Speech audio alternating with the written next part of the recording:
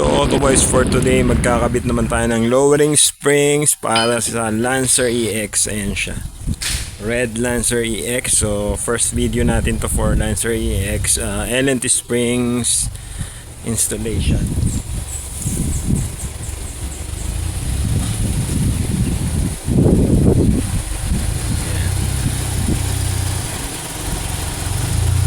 Carota wheels, fighter 10 din siya.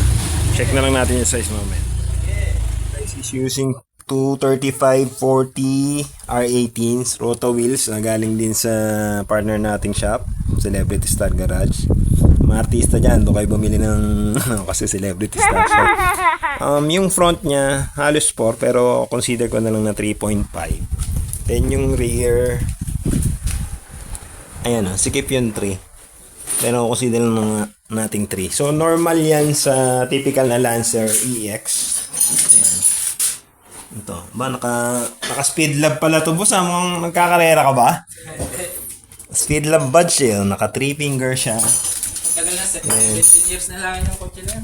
Pero talagang nagpa-tune ka kay speed lab. Then yung front niya 4. Oh, ayan. Nung nagpakabit ako nung Exhaust. Chinon na rin niya. So, ayan. Dinayo mo pa, sir, ha? Galing ka Batangas. So, dinayo pa niya si Speed Lab. So, 4 front, then 3 yung rear. So, expectation natin dito, halos ganun din, pero hopefully, magpantay. May chance kasi na magpantay kasi naka 2.0 engine siya. So, install na natin. So, guys, natinyagan na yung ating bagong hydraulic spring clamp. Tinyagan din yung ating bagong impact wrench.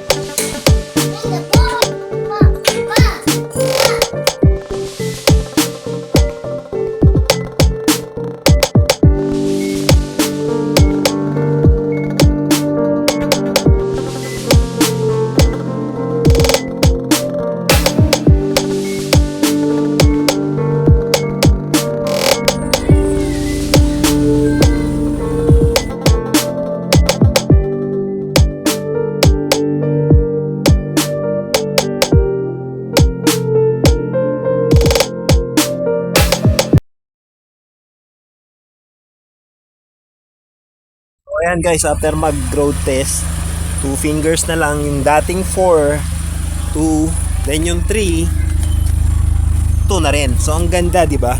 From 4-3 naging 2-2. Nag-road test lang kami niyan. 2-2 na. Alright. Thank you din. Ingat, pabatangas pa sila na Cebu.